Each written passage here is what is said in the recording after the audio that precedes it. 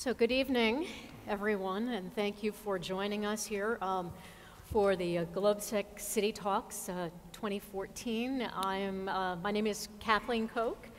I am from the United States, former longtime correspondent for CNN.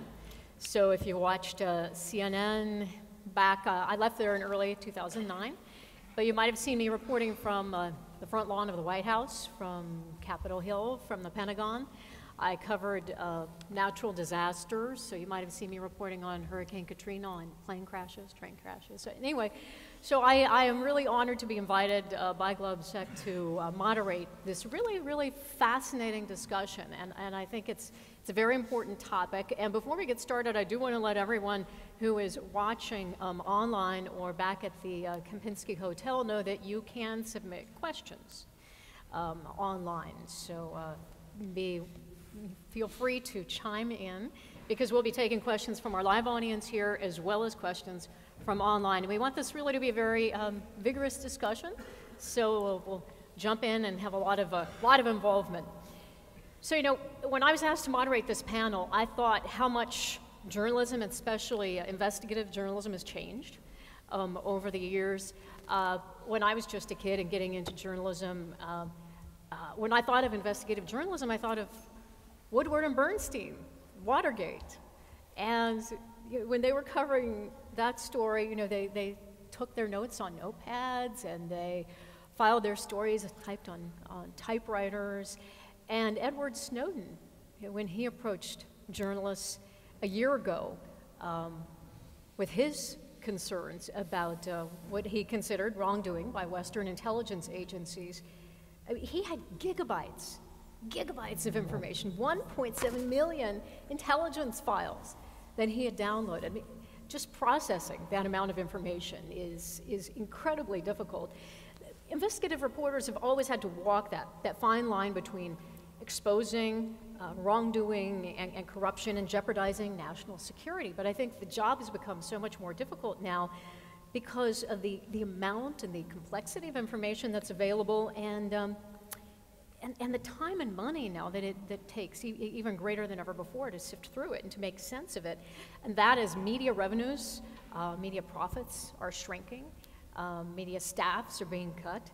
I think there is a real question about what the future of investigative reporting is and how is it being impacted by these massive document dumps. Anyway, enough talking on my part. I've got a great panel here, really the best and the brightest on this topic to discuss it. So let me introduce everyone.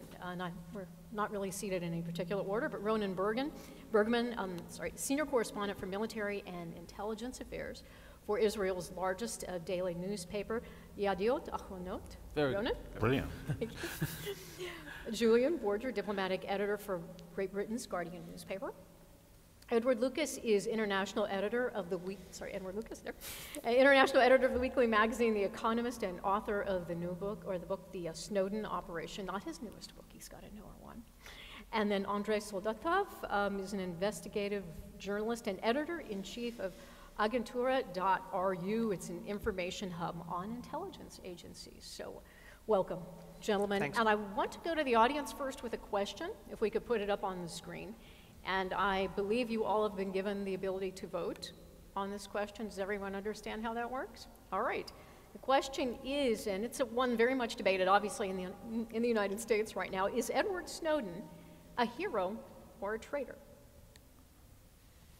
So from your perspective, there's a question not up there. I think they have to answer yes or no, don't they? Yeah, and you answer yes or no. That's correct. Yes. So the question is not displayed, but I think it will be displayed when your answers are collected. But they need to have a yes or no to the hero or traitor. Mm-hmm. Oh, that's true. It's a yes or no question then. Yes, maybe it's about hero. Okay. All right. So I don't know how if they think Snowden's a hero, they should vote yes. Well, I think the way they phrased it is hero or traitor. How do we have it phrased? Yes is the right answer. Let's see. Hero or traitor, yes. I don't know that I have it on here. No, I have a blank screen. Should we start talking? Okay. I think we'll Well, move on. we will just jump What about on show- ahead, and hopefully as time goes on, we will figure that out and maybe get your answers. But Edward, I wanted to start with you. Obviously, we haven't quite gotten the feel of the audience and what their thoughts are on this question. But the full title of your book, The Snowden Operation, is actually The Snowden Operation Inside the West's Greatest Intelligence Disaster. So I would assume from that title, then you would come in on the traitor side. I'm terribly old-fashioned. Hands up everyone who thinks Snowden is a hero. Hands up everyone who thinks Snowden's a traitor. We have a lot of people abstaining. Okay. I'm very critical of Snowden, and I've written a book which is only... Okay, well, there we go. The other way around. 72% said hero. lose. It wasn't yes or no. I'm glad And someone... 28% said traitor. Well I'm done. glad- Interesting. Wow. Okay. I'm glad someone agrees with me. I'm very critical of Snowden. I wrote a book. It's a 99-cent Kindle single about this. And I think you have to start from the assumption that espionage is very difficult for governments to regulate because it's about breaking laws, stealing secrets, and governments are in the business of maintaining laws, at least democratic ones are. No one's going to, you're never going to get it right, but all countries that can do espionage do it. I wonder if anybody here has heard of the Kommando Strategische Aufklärung. No, it's the German NSA. It's very good at what it does. Der Spiegel, which came over all shocked about Snowden, only a couple of years previously had run an article about praising the KSR, saying it was so good at doing intelligence work, and the words privacy and legality never appeared once in that article. I think the naivety and hypocrisy surrounding the Snowden revelations are absolutely shocking, and I can go into great detail about this, but we're going to discuss lots of other things. But the idea that it's wrong for a country like Sweden to spy on a country like Russia, I simply can't understand. And in the absurd book that Glenn Greenwald has just published, one of his great sort of frothing moments of outrage is where he reveals that Sweden, with the help of NSA, spies not just on Russia, but on an innocent Russian company. Commercial espionage against this poor Russian company called Gazprom. If you know anything about Russia, you know the only argument is whether the Kremlin is the political wing of Gazprom or Gazprom is the gas wing of the Kremlin. And the idea that there's anything, I mean, we should be spying on China. China is a disgusting communist dictatorship which occupies Tibet, locks up dissidents, persecutes religious believers, and engages in all sorts of things we don't like, including very heavy commercial espionage against us. We should be spying on Russia. My goodness, we should be spying on Russia. And the Snowdenistas, they hate being called Snowdenistas, and so please use this at every opportunity because it really annoys them. The Snowdenistas have never explained why it's in the public interest to give away secrets about how democracies spy on dictatorships. I could go on at great length, and I won't, so please read my book. All right. I'm going to jump over to Julian because, Julian, you obviously were working on the editorial staff at The Guardian dealing with Edward Snowden. I take it you have a slightly different opinion of him. No, not entirely.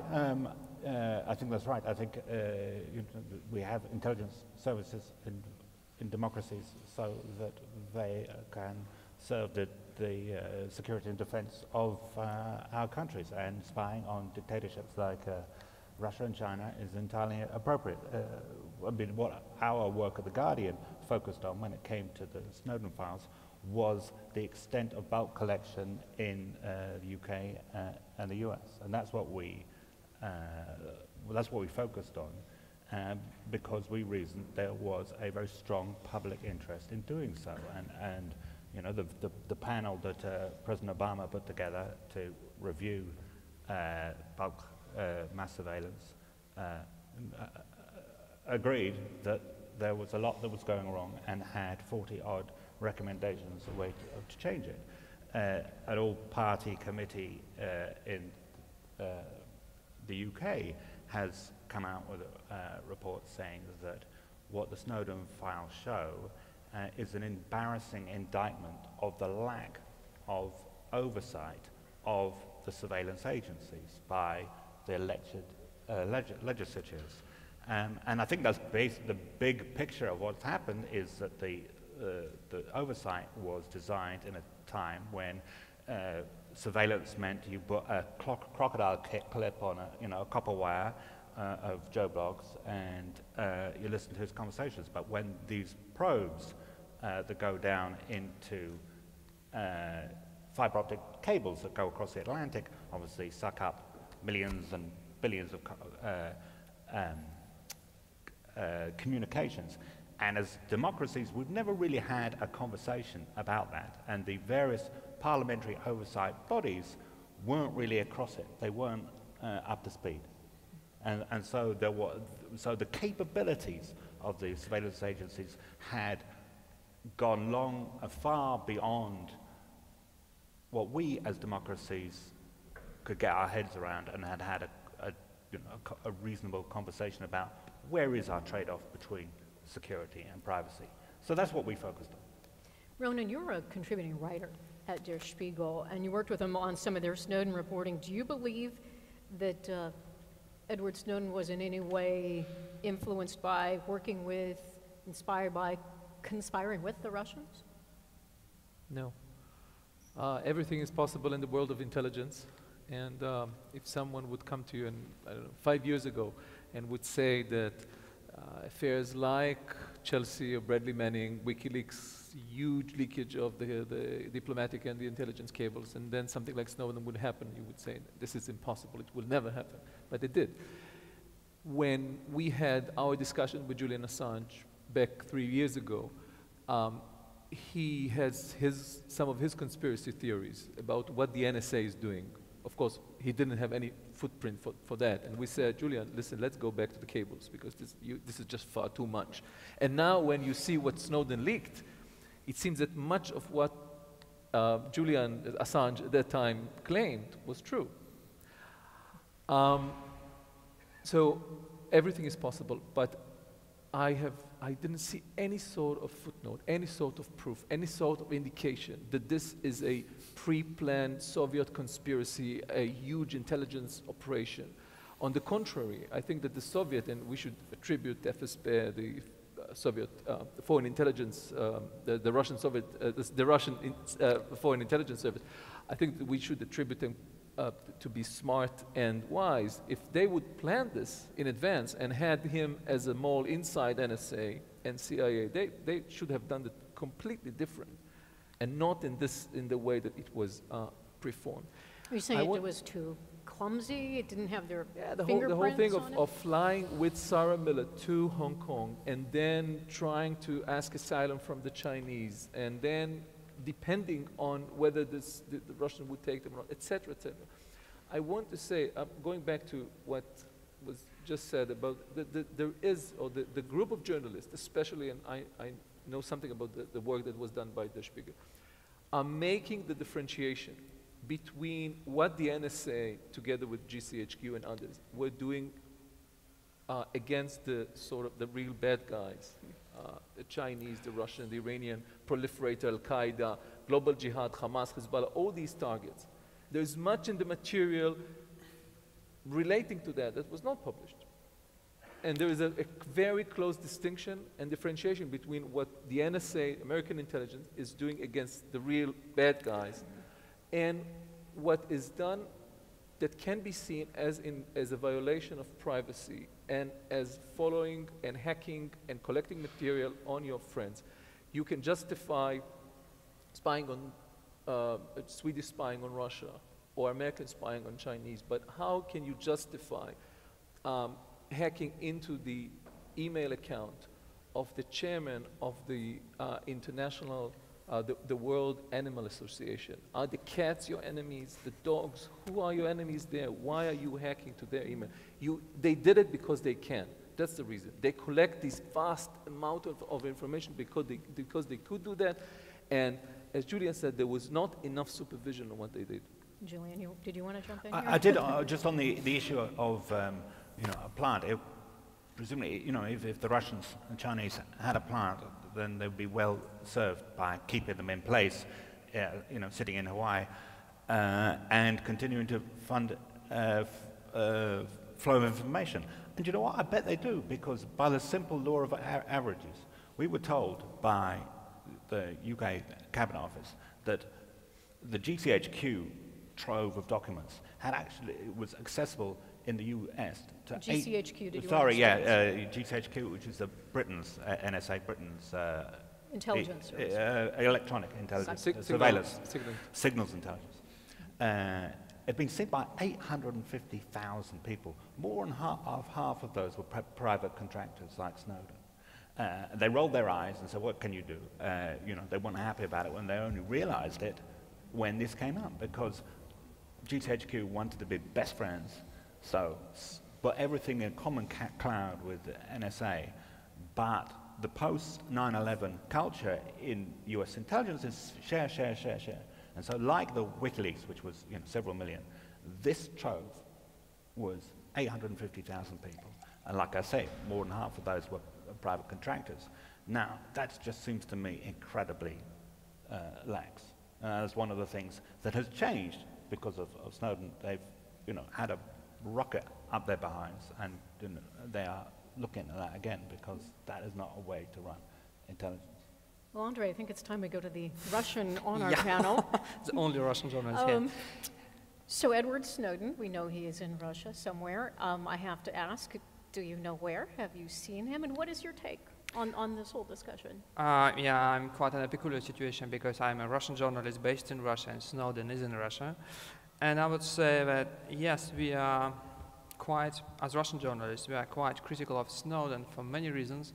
And one of them, maybe the first one, is that when Snowden landed in Moscow, he decided not to talk to Russian journalists, and still it's absolutely impossible to talk to him and to interview him. He conducted only one interview. Actually, it was not an interview, but press conference, but actually he collected not journalists, but human rights activists chosen by the Kremlin. Actually, the decision who should attend this meeting was made not by Snowden, by some people in the Kremlin. And still... What does that tell you? Yeah, actually, I know these human rights activists. I know that they were called by some people close to the administration and told to go to a specific place at the airport. The problem is that the situation with Snowden now is very far from being transparent. And we know for sure that he is protected and heavily protected by the FSB, that he lives in a controlled environment, that his communications, his meetings are under control, because the only spokesperson, Russian spokesperson of Snowden, who is, actually allowed to make comments about Snowden, Anatoly Kucherevna, a Russian lawyer, he's also, by coincidence, a member of the public committee council within the FSB, the Russian Secret Service. And of course, it's, it makes the whole situation a bit murkier for us. Also, the problem was for many months which passed that Snowden and his supporters restrained themselves from giving any comments about the situation in Russia in terms of surveillance. And I think this point is much more important, because he asked that question of yeah. Vladimir Putin. Yeah, he asked his question, right, yeah, month. and that might be... So he has brought it up, though the answer... Yes, the problem is that he asked his question. He actually was allowed to ask his question, but because he asked this question so late, for all these months before this press conference, we just saw in Russia how Russian officials played with arguments made by Snowden. I was going to say, it looks like he's absolutely playing yeah, into their hands.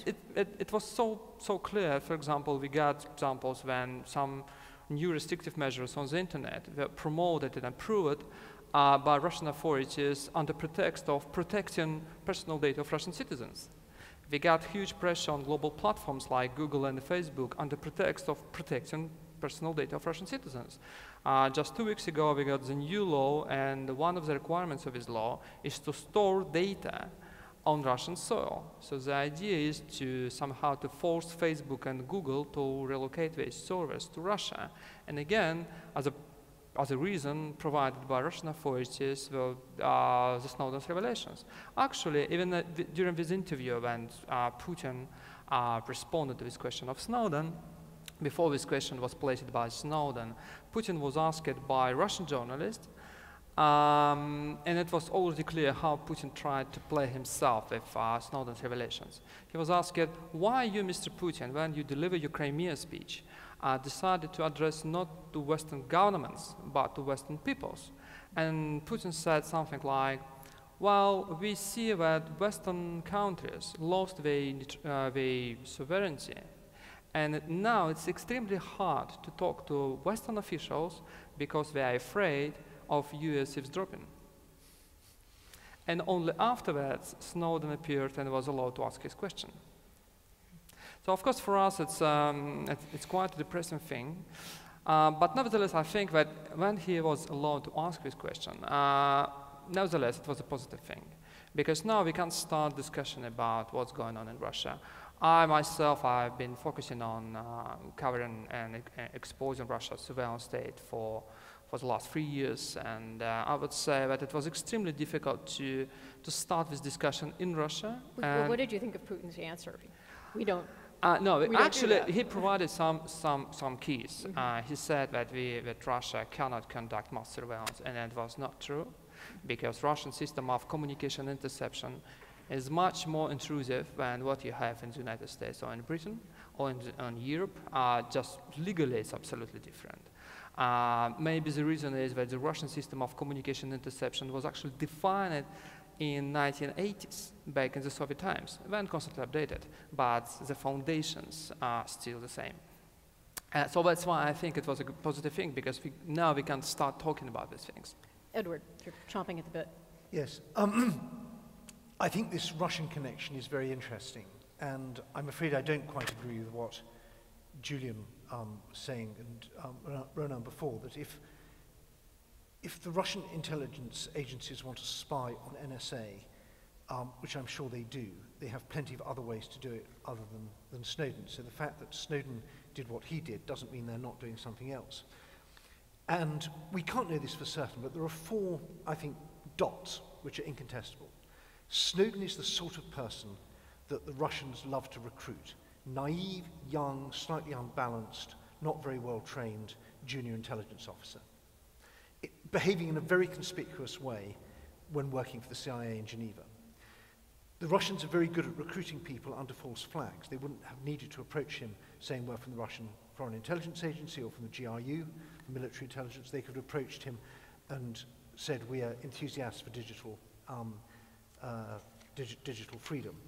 They play very long games when they recruit people. They sometimes warm people up for 5 or 10 years. It's absolutely not unusual for them to work on people slowly. So that's not dot number 2. He was the sort of target they would like, and he was sort of, and they had means to do it. What he did hugely served Russia's interest. Russia's trying to play divide and rule in the West. This has been the biggest divide and rule imaginable. It's divided Europe and America, it's divided European countries among themselves, it's discredited Western governments and intelligence agencies in the eyes of the eyes of the public. So from an objective point of view, it's hugely been beneficial to Russia. And fourthly, he's now in Russia where we can't talk to him. And no one's really explained why this secrecy is necessary. You know, sure, okay, he doesn't want to be arrested, he can't live in the West. That's understandable. You could even argue, which I wouldn't agree, that the only place he could go to safely was Russia. But why this secrecy? Why does he live in a government safe house? Why is he the only way of getting to him through an FSB lawyer? That's really strange. Those are 4 dots. You can join them up any way you want. To me, it looks very fishy.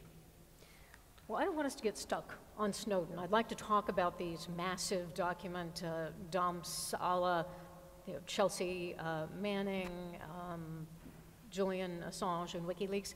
And any of you jump in here, how has that changed your jobs as investigative reporters or editors? Well, I guess it means a lot of the work is done in rooms without windows, and just sitting for hours on end looking through documents and seeing what is relevant, what's important. It's doesn't have any of the glamour of old-fashioned Woodward Bernstein. So it's a different kind meetings in parking garages. And there is an element in which that is part of the future that with so much huge amounts of information accessible through a computer terminal, you can go exploring the world from your bedroom or your living room.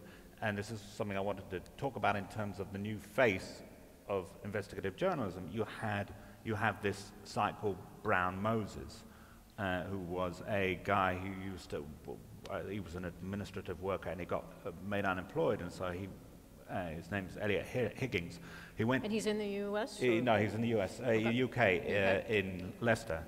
And he goes home and he starts looking at these huge number of YouTube videos coming out of Syria, and starts looking at them because there is a debate going on about what they proved, and he starts just looking at them in a very systematic way, taking a very sort of systematic approach to analyzing them and comparing the kind of weapons that he can see with online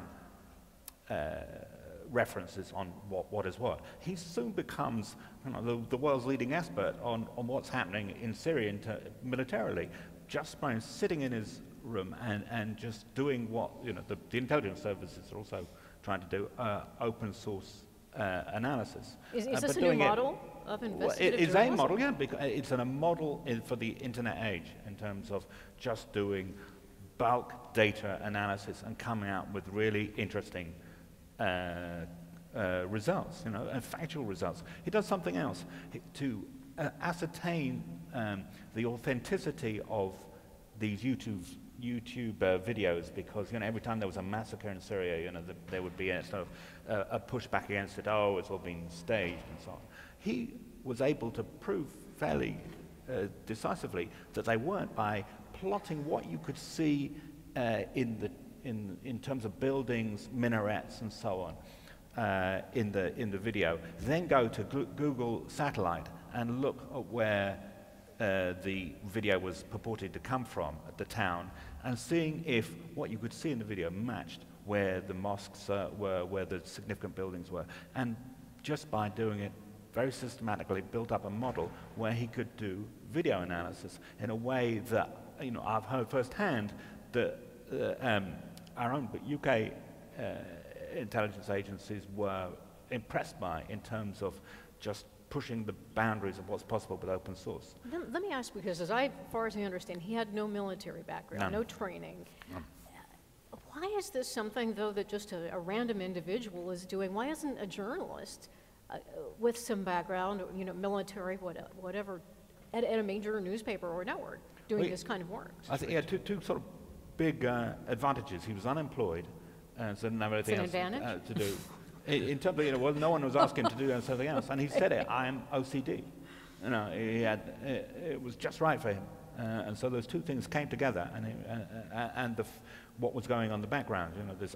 This disputed picture of what was going on in Syria, and those things came together and made him an important voice, an important authority. Ronen? I think what happened with WikiLeaks proved that technology changed a lot. First, the ability of a source to take out mass quantities of information.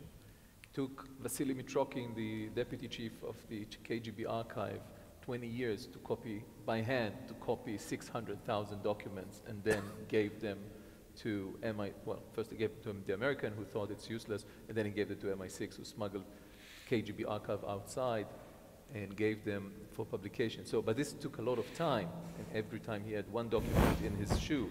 Now you can have one disk, as Chelsea Manning, he loaded the disk as if he was listening to Lady Gaga, and he was moving his head with the earphone, so as if he was listening, but basically he was downloading the content of the American intelligence computer. So first, thanks to technology, a source can take a lot of information quite easily out of where he works. Second, he can easily send it through the internet to his purpose. He can maintain anonymity. Now, both of them, at the end, are exposed. Chelsea or Bradley Manning, because he did a mistake and told this to a loyal friend who went to the FBI. And Snowden, because he decided that he doesn't want to be anonymous. But they could, if they had chosen different or behaved differently, they could remain anonymous until today, and we wouldn't have known who is that big threat. And it enables for a journalist, if the journalist agrees, as Julian Assange agreed, not to demand the identity of the source to be identified to himself. However, after saying all that, it went back to traditional journalism, because when Julian Assange wanted to have an international legitimacy for what he publishes, he went to these three main news entities, media outlet, the Guardian, the New York Times, and the Spiegel, and he gave them the information and basically said, look, I cannot deal with so much material. I don't know how to read so many documents. I want you to read them. I want to analyze them. I want you to give them to your readers, but not as raw material, because this raw material, if you just dump it on the internet, means nothing. You have to understand, and you have to have good people. You have to have investigative journalists and editors to understand and analyze them, and also to reduct what can cause danger to human lives. So after all these technology and advances, at the end of the day, he went back to traditional journalism, to investigative journalists, and said, you are the ones who are capable to deal with this kind of material. I think it's a very good point, because we had an example in Russia some years ago, actually in 2010, and some FSB officers, rogue officers, unhappy officers with their leadership, decided to launch a website, and they posted online top secret FSB documents about intelligence operations conducted primarily in Ukraine, by the way. And it was fascinating collection of documents, and it exposed not only how FSB operated in Ukraine, but also the lack of coordination between different intelligence services of Russia. Like, for example, FSB forged one document, and SVR, which is Foreign Intelligence Service, reported this document to the Kremlin as genuine. An FSB guy just asked it very quietly, can you say these guys, our colleagues, that it's not actually a true document. So what happened? Did Russians go on the site? Did they visit the problem was that nobody in Russia decided to report and to pick up these documents and to report them. So the major media ignored the website? Yeah, major media ignored them, and these documents were not checked. And I think it's very unfortunate, because actually, even now, it has a lasting effect. One of the guys who was caught in Kiev in February, and we know the story that some FSB generals were in Kiev in February 2021. One of these guys was actually signed most of the documents exposed back in 2010 about these operations in Ukraine. But nobody picked up this information. The website actually was alive only for 2 weeks. When I was told by my sources that people who were behind this website were caught, arrested by the FSB, that was the end of the story. These documents never landed in the public area. So in some way, you just need to understand how essential is the support of strong traditional media. Edward.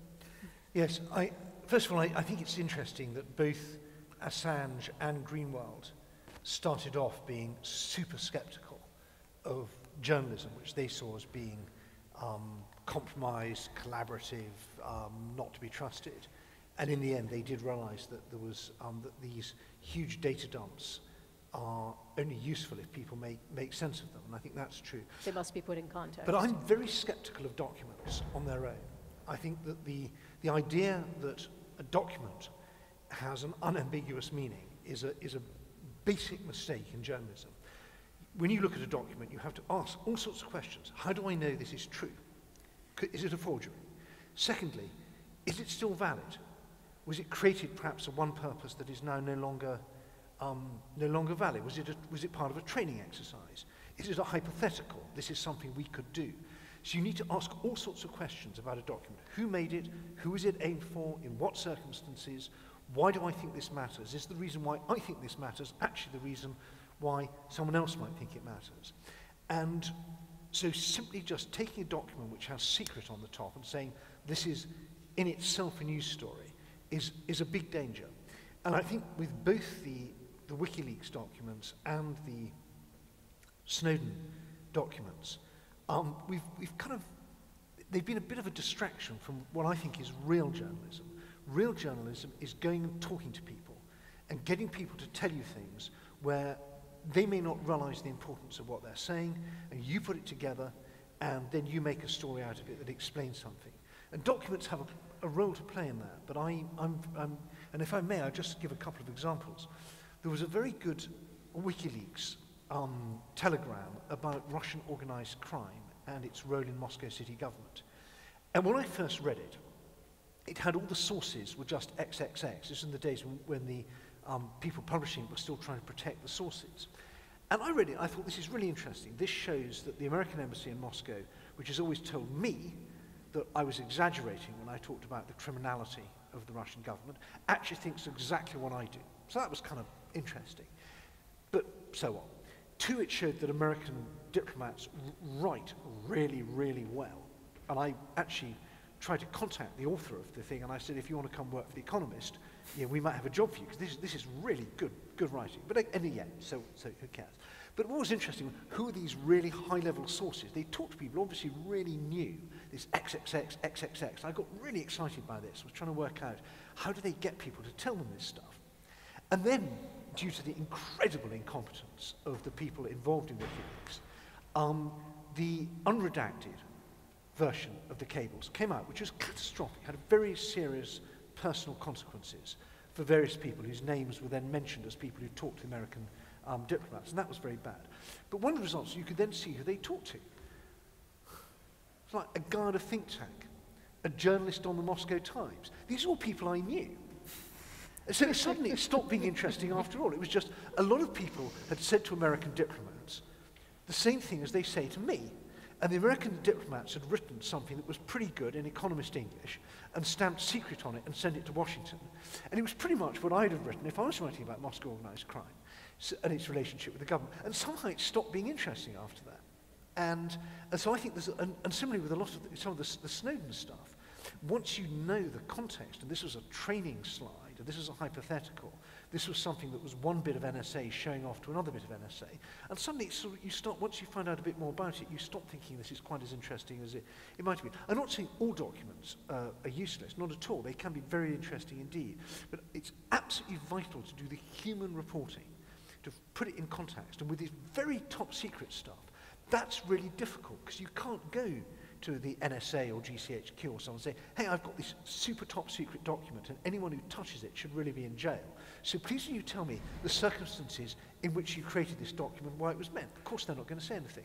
And so this document just sits there in thin air. You can't do the sort of journalism that you ought to do to make sense of it. But that's the same claim that historians usually make, but the other way around. Because if you write history, then academics will usually tell you that that you should use written sources and prefer them upon oral sources. And there's a long time debate, and of course the combination between the two is the right thing to go. But I don't think that to say that you prefer to have oral sources, because this is a good example of how journalism works, means that written sources are less valuable or authentic or reliable.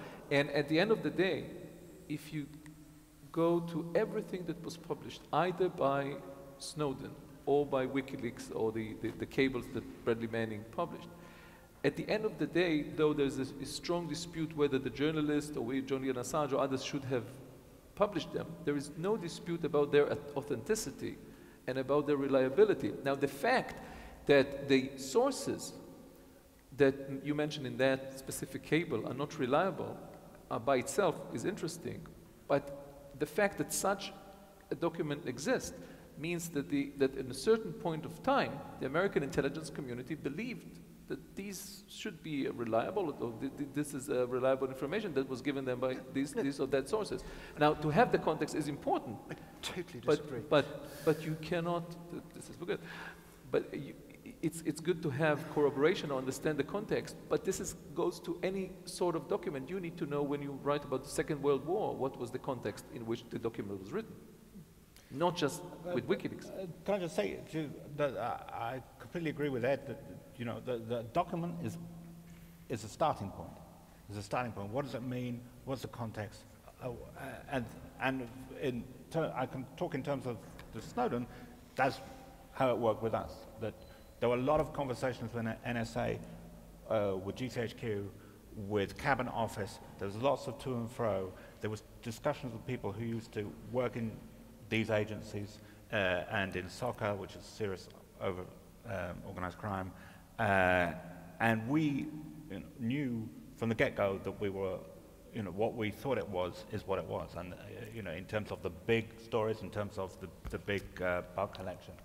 I totally agree that a document on its own does just hang in space without context. And half the document you start with is the starting point. And you need to have investigative journalism to understand what and that's why means. it is investigative journalism rather than just data management. Let's take a step past the documents, because obviously you can have great documents. You may know that they're valid, the information contained is relevant, that they're important to put out. But depending on the country where you were trying to do investigative journalism, you may be able to report that or not. I mean, in the United States, we have freedom of the press guaranteed in our First Amendment. Journalists cannot be forced to reveal their sources. It's not the same in every country. And I know, obviously, in Russia for many years, there was the media was owned and operated by the Communist Party or the government. Talk to us a little bit about that, Andrei, about the difficulty of doing investigative reporting in countries where the media was either owned or operated by the government, the party, and is still perhaps seriously influenced by it. Well, the problem is that it seems that as the government always changes its tactics, how to deal with journalists, and back in the early 2000s, the idea was to put direct pressure on journalists, and that was the first time when I was summoned for interrogation by the FSB in 2002, and it was very straightforward. They just tried to intimidate me, my editor. They seized my computer, raided the offices of our newspaper. You were charged? Yeah, they tried to charge me with disclosing state secrets when they found out that I cannot disclose any secrets because I have no security clearance. Anyway, they tried hard, and it was not the only attempt, and it was quite a common thing. When slightly they changed the tactics, and now it's mostly about editors and owners than about government and journalists. And now if you try to publish something sensitive in Russian media, the first who would tell you that maybe it's too sensitive, maybe it's too dangerous for us. Your own editor? Yeah, it would be We'll an say editor. we're not going to touch this. It's too sensitive, too dangerous. Yeah, that's why I say 12 years ago. Self-censorship. Yeah, to be frank, the government was very skillful in imposing self-censorship on editors and journalists. And say 12 years ago, every major news outlet in Moscow used to have an investigative department. And now, some months ago, we tried to count how many investigative journalists we have in Moscow. And we counted only 6. Maybe it's about 7. Maybe How troubling So is don't that drive to you? in the same car, all of you. Yeah, don't forget, don't go on the same plane. Yeah. Yeah, and also the problem is, even with these 6 journalists, is that the news medias are mostly try to focus themselves on financial investigations, and they try not to touch political things. And say It's a matter of self-preservation then? something. The few who are left? Yeah, maybe that's why it's impossible now to publish anything sensitive about secret services or political stuff. And when we need to publish something, when we have something at hand, we first need to find the Western publications to get it published, and then maybe after that it would be published in Russia. For example, the last story we broke the story about the system of surveillance at the Sochi Olympics, and we broke this story in The Guardian, and only after that it was picked up by some Russian media. So it's quite a common practice now in Russia, and of course it's not very helpful, because you cannot pressure The Guardian to publish every story every week. It's just impossible. You cannot turn The Guardian into a Russian newspaper. Maybe, but that's the biggest problem. Now, Ronen, I think I was surprised to learn that even in Israel, you have severe constraints when it comes to investigative journalism, reporting on military intelligence. Talk to us about how that works. Yeah. When Israel was established in 1948, they absorbed the British law, the British man that ruled Israel until 1948. And there was a set of law that the Brits had for their colonies, the native, that's us, which basically called for the statement of a situation of emergency. And underneath that, there's a set of laws that are completely undemocratical, and one of them is the ability of the establishment of the government to order the submission of everything published, pre-publication on intelligence, Middle East, terrorism, espionage, military issues, to a pre-scrutiny by military censorship. Every single thing. So every single word that we publish or we air in television on these issues, and there's a list, a far more detailed list of 23 topics, needs to be submitted to military censorship and cleared by them. I have sometimes a weekly, sometimes daily argument with censorship. They take a lot, everything considering, for example, on the Israeli nuclear arsenal is deleted. Everything on extrajudicial killing of the Israeli Mossad, when it happens outside the borders of Israel, it's deleted. And you're working on a book on Mossad, yeah, right? I just finished How's the book. How's that going? Okay. Well, it's under editing in Did they leave in anything New York. in? No, they haven't seen that yet. But the book is twice the size needed. So one of the editors in New York in Random House had an idea. Let's give that to military censorship into half, and it'll save us a lot of work. They'll do it for free. But of course, they will cut the interesting parts. But then you print the interesting bits. Print the bits that they've cut out. And then Yes. Then you'll know what's interesting.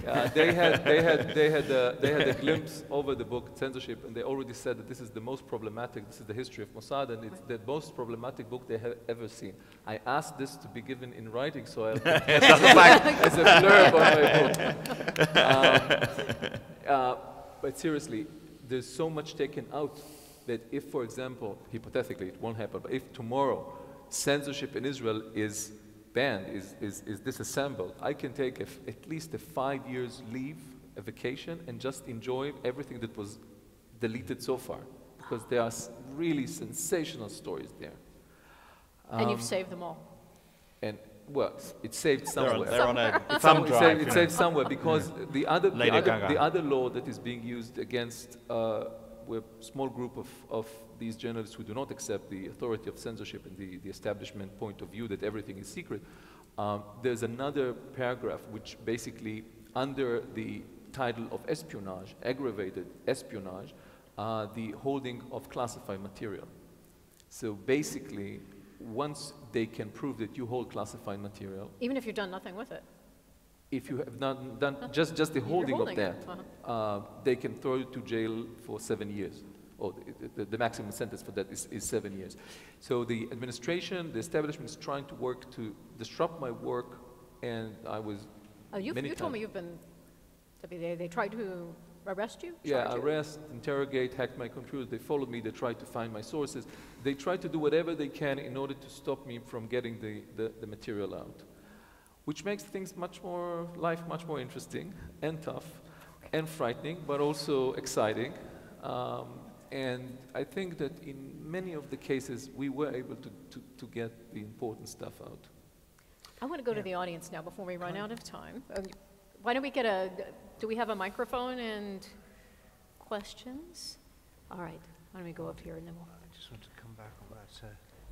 Why don't you go ahead and chime in while we get the Yes, microphone? I think that in Britain we wish we had the First Amendment, and one of my jobs at The Economist is dealing with our libel laws, and I spent a year of my life defending organising the defence of The Economist against a very rich, unpleasant person who sued us, and it cost us £500,000 just in order that we didn't have to apologise and didn't have to pay him anything. And so this is a huge problem in Britain and also Ireland. We would love to have the First Amendment, but my impression is that this administration is the toughest on journalists that we've ever had. This makes Richard Nixon seem like nothing. Exactly, We've journalists and leakers. Yes. So I mean, there's the war on whistleblowers, which is one thing, and I think I myself have been the subject of a NATO leak inquiry, and I've broken stories based on classified information. And I think that democracies also should have secrets and should be allowed to defend them, including with the criminal law. So I see both sides of it. But my impression is that the First Amendment's been chipped away with even Fox News. The Fox News James Rosen. Just Google these cases. They're quite And they're alarming. fascinating. There have been more charges brought by the Obama administration against. I said leakers.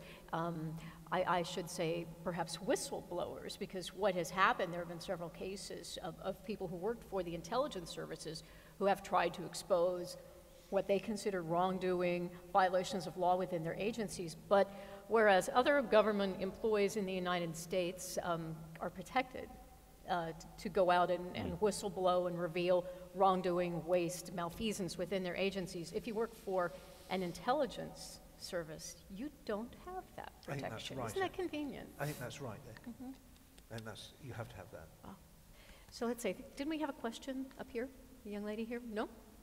I thought you said raise your hand. What about questions? Any from our audience? One here in the middle then. Okay. And also, if we could put up on the screen our questions that may have been sent in, because this, I'm not getting any on this pad. Or if someone wants to check it for me. It's turning on now. Maybe people can re-vote to see if they go change ahead. their vote. Okay, go ahead. I would just like to ask about organized crime. It was mentioned only once. Also yesterday there was a discussion about new threats, and the organized crime was missing from the equation, and sometimes it's also missing in these discussions about overclassification, the breaches of privacy, and let's say spying on friends. But you see some kind of like a nexus between hackers or activists and whistleblowers. They are criminalized, maybe more, but then a similar kind of thing on the security side of the spectrum, let's say, of terrorists, and some kind of nexus or kind of thing where you are omitting the organized crime, and let's say the tens of thousands of murders happening, let's say, in South America, drug-related crime. And okay, the whistleblowers are criticizing the infrastructure that is built, let's say, by NSA, by others. But then the good question is, okay, can this infrastructure be misused, let's say, by the organized crime? Or if the leaking, how does it affect the fight against organized crime? This is, I think, something that maybe also NATO or something could kind of focus more on. Let's say we are really putting a lot of resources into fighting terrorists, but we kind of don't consider organized crime the same kind of level of threat. But I think it's kind of the two sides of the same coin in a way. Somehow maybe, depends. Right. Thank you. All right, gentlemen, anyone want to? If I may, I think it's extremely good point, especially about Russia, because especially for Russia, because in Russia we had two periods of. I think it's quite interesting that in the 1990s, Russian oligarchs used to have huge private armies, huge private security services, and when they needed to spy on someone, like their competitors or some journalists, they used these private groups of people. And what happened next in the 2000s? This strategy and tactics completely changed. We got now the situation when we got some court cases about illegal eavesdropping. In all these cases, just on the line, in all these cases, we see people from law enforcement. Now, for the oligarchs in Russia, it's much more cheaper. It's just to hire some people, bribe some people inside, inside of the Interior Ministry or inside of the FSB, and to ask them to spy on you. And given the impenetrable station of the FSB, that it's absolutely impossible to understand whether you are spied or not, it gives enormous opportunities for organized crime, because you just can harvest people, don't need to buy this equipment. You are not, you're relatively safe. You cannot be accused of anything, actually, because it's all about the FSB. They would do all this dirty job. So I think it's extremely important. Yes, Edward. I think one of the huge things that's happening, which we haven't got to grips yet, is the way in which crime has become, the crime as a service, particularly internet crime as a service, that you can go online and you can buy the services of criminal hackers to do anything from what you might call hooliganism, DDoS attacks, things like that, through to planting malware onto computers and what we used to call hacking. And a lot of government, these people are working for governments and for crime groups. And so the boundary between crime and business and government is blurring very much on this. And I think it's very serious. And from a journalistic point of view, I think it's probably true to say that more journalists are killed by gangsters than are killed by governments by some way. And investigating governments is dangerous and difficult, and you may get interrogated or possibly even charged or arrested, and in very few cases go to jail or be killed. If you turn your attention to organized crime, you may find things get much nastier much more quickly. Do we have another audience question here? Okay, one right over here.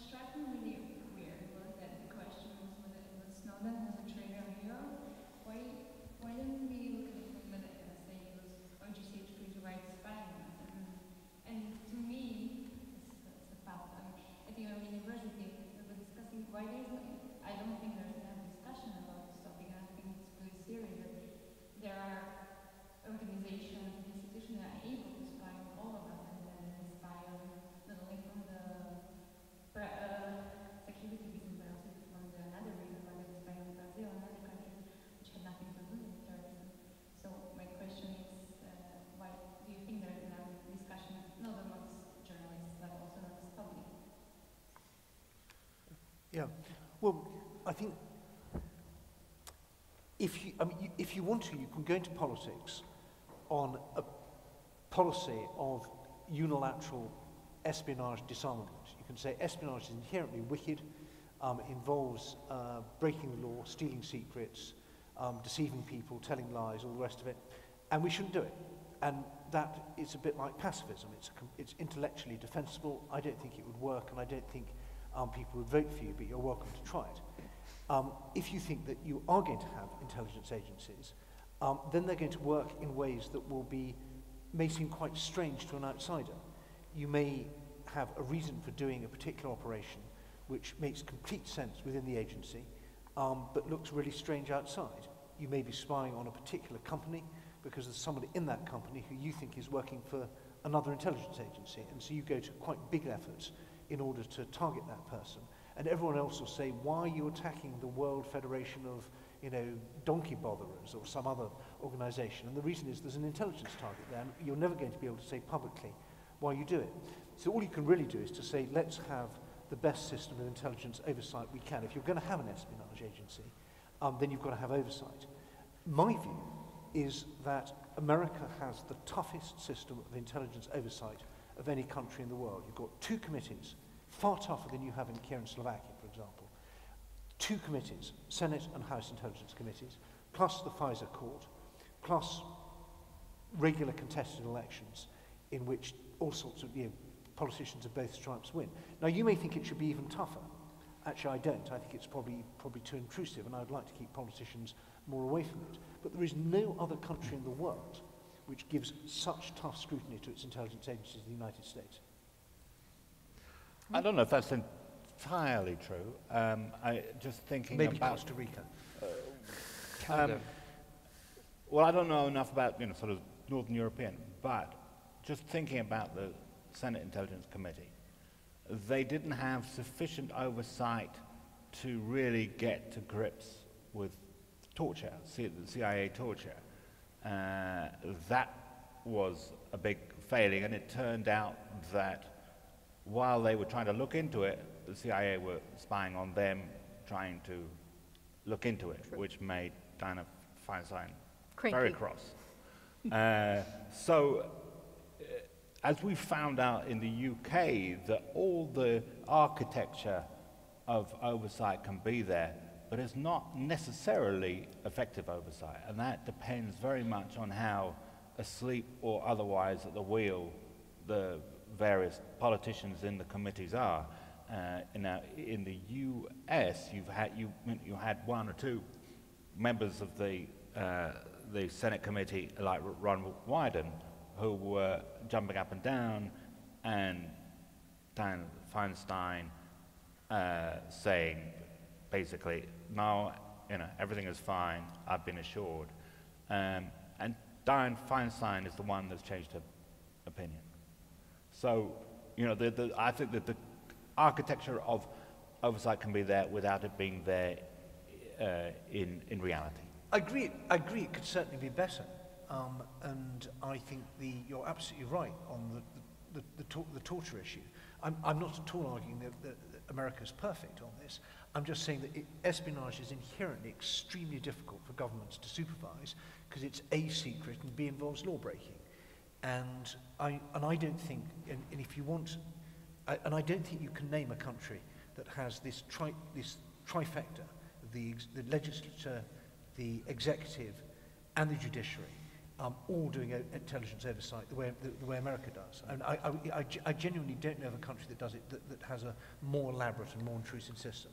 But that's not to say that America gets it right. But if you talk with the people from these committees off record, they would tell you that some of them would tell you, of course, up front they would close their ranks and support NSA and in all the press conferences, interviews, etc. They would say that yes, this is our struggle against terrorism and what we had to do post September 11, etc., etc. But when you speak with them off record, on one-on-one level, some of them would say, we didn't know all that, we didn't understand what they are doing, we didn't understand that they are collecting this bulk of data and metadata, we didn't know how easy is it for each of the, just a young and low-level desk intelligence analysis to access all this material. We didn't know all that, and some of them would tell, we felt betrayed.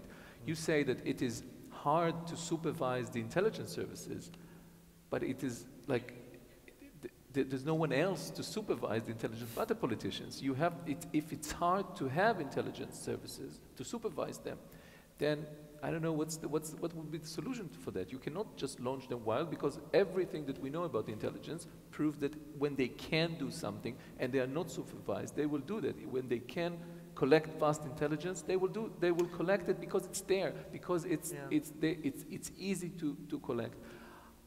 What Snowden, I think his most disturbing revelation was the ability of every junior intelligence officer in NSA, according to his claim, yet to be checked. Never verified.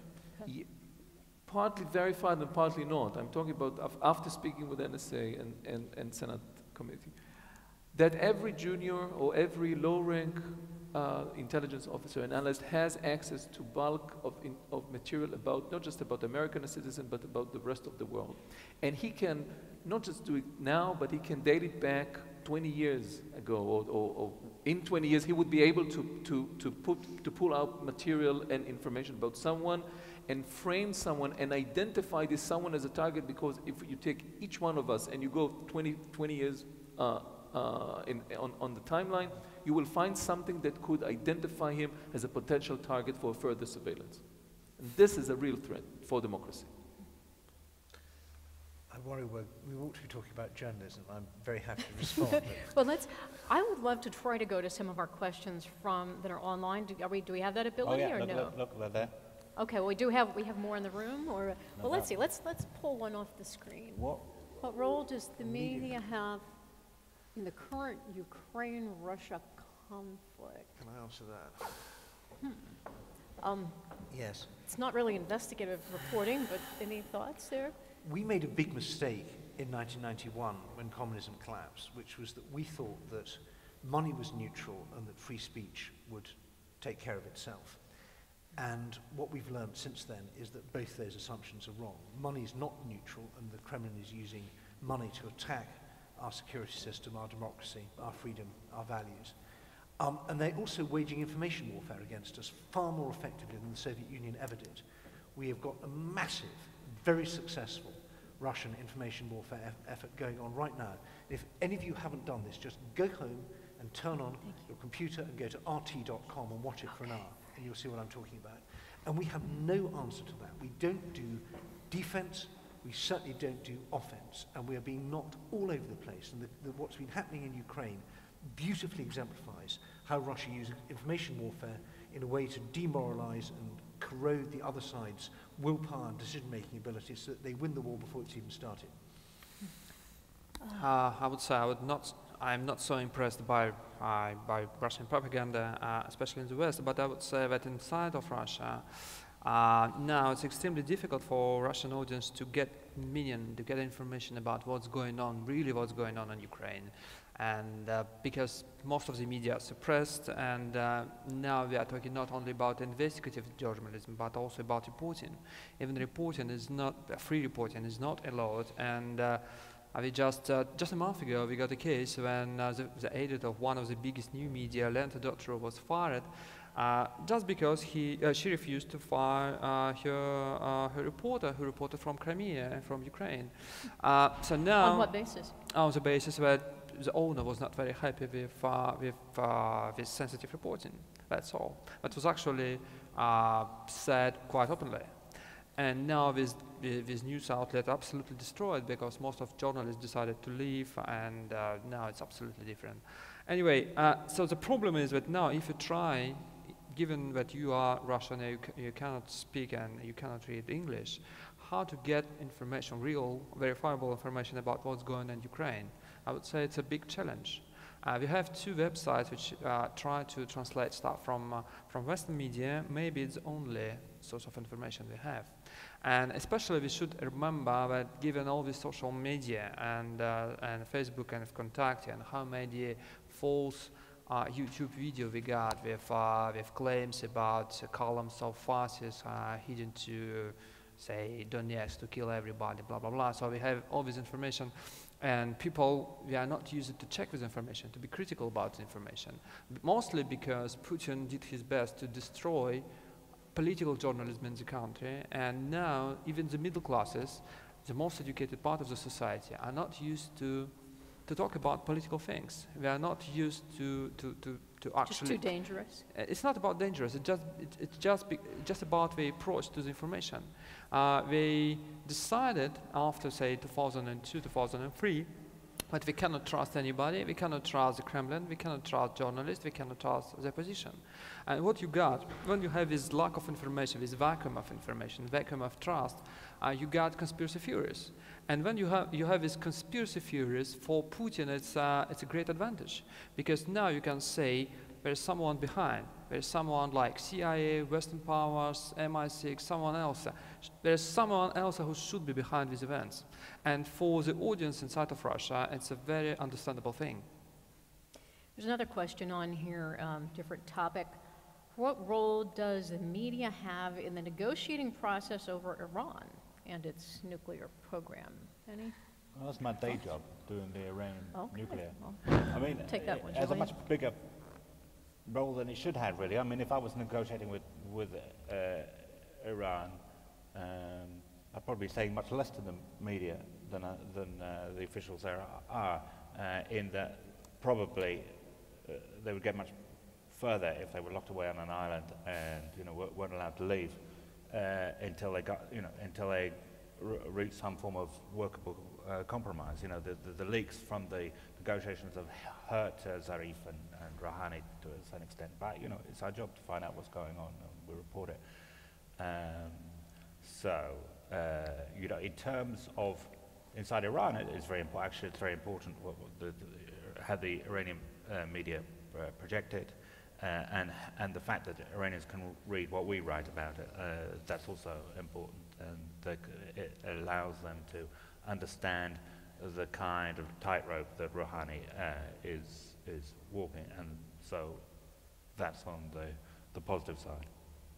The whole issue of Iranian nuclear project and the Western efforts to stop that under the threats of Israel to strike Iran is full with disinformation, and many or all the players are feeding the media, world media, with masses of false disinformation, and I think the media has a role to just dig up from all these bulk of material, to dig up what is true and present as much as it can, to present the facts as they are without going following Iranian lies or Israeli propaganda. All right, do we have any more questions here in the room? I don't want to cut off our audience that is here. Can't say no. Nothing. All right. Let's talk, as we're starting to run low on time, about the future of investigative journalism. I'd like to just go down the line and just get your take. Hopeful, pessimistic? What do you think the future holds? There are more people working as journalists now than have ever worked as journalists in the history of the world. And there's more money being spent on journalism than any time in the history of the world. It's unfortunately not being spent on the media that I grew up with, which was well-financed Western broadsheet newspapers, but it is being spent. There's more information around. There's more good information, there's more bad information. So it's never been a better time to be informed. There's never been more nonsense around. I think that investigative journalism doesn't exist in a vacuum. It exists as part of other journalism. And I'm a bit suspicious of the idea of putting it on one side. Most journalism has some sort of investigative side. You're trying to find you should be trying to find out something new. Otherwise, you're just a sort of PR person. I think that the danger of the future is that we just get swamped with stuff that looks important but doesn't. It's very easy. This documentitis of producing endless documents and endless anecdotes and stringing them together and saying that this is a story and the idea that because something's secret it must be interesting is all wrong. Secrets are mostly quite boring. Most official secrets, if you took the secret off and gave them to journalists, no journalist would be interested in printing it. But I'm broadly optimistic. It's become far easier. The internet has hugely increased journalistic productivity. We can do stuff now in a few minutes that used to take us a week to do. Unfortunately, journalists are essentially quite lazy, but that's another story. If we weren't lazy, we'd be doing a proper job. Andrei.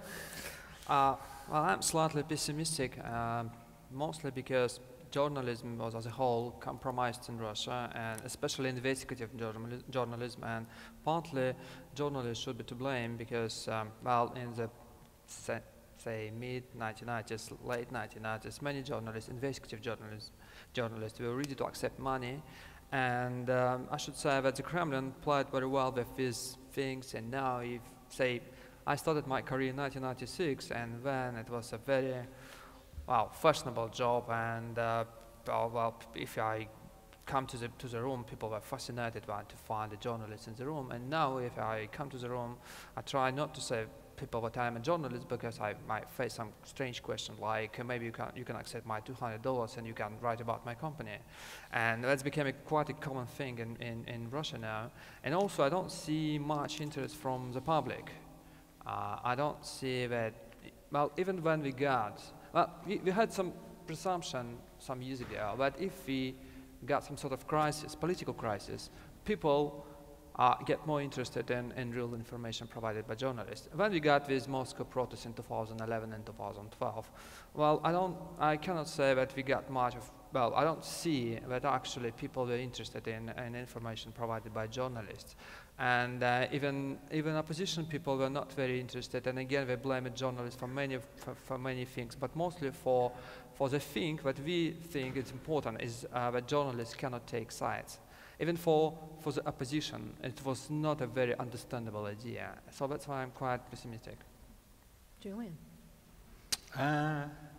What I'd say is that if you look at the period since the fall of communism, the end of the it's probably the wrong phrase now, the end of the Cold War, a great victory for the Western democracy. Since then, our greatest strategic defeats, I believe, have been huge intelligence errors. Obviously, Iraq, the invasion of Iraq and all the bogus intelligence on WMD. The strategic defeat has been in the realm of soft power and the reputational damage caused by torture, Guantanamo Bay. In all those cases, the remedy or the essential counterweight, which was not strong enough in 2002, 2003 and run up to Iraq was investigation journalism, especially in the US. It was a massive failure of US journalism in particular. I mean, there were more voices in the UK saying this is bogus than in the US, where they were very lonely. And I think that that experience and the experience of the uncovering of the torture and the rendition and Guantanamo has woken up investigative journalism in the West. There are philanthropists who are now funding it. ProPublica, one of our partners who work on the Snowden, focuses solely on investigative and is funded by a private foundation. Greenwall has gone off to something that's been privately funded. Reuters has turned its to much more investigative. And AP just now. And AP too. Yeah. I think, so I think people realise what what an important role it plays in a democracy. They've woken up to that, and I think that has strengthened it. And people find, although it is harder to get support for doing it in conventional media, people have found ways around it in order that it should carry on. And like Ed said, there are more people out there doing this stuff than ever before. Ronen. Unfortunately, my bottom line is quite gloomy. I don't know what is happening in India. Maybe people are paying far more to journalists, but the places I know, which is Israel, and something I know about the German press and the American one, suggests that there is less and less money to fund good journalists and give them time to work on one single topic and not demand them to give just regular reporting, news reporting, during 2 or 3 or 4 months. The situation as I see it is that the income from advertisement for the print has declined significantly. But if it was just that the readers moved to the internet and then you can publish there, that's wonderful.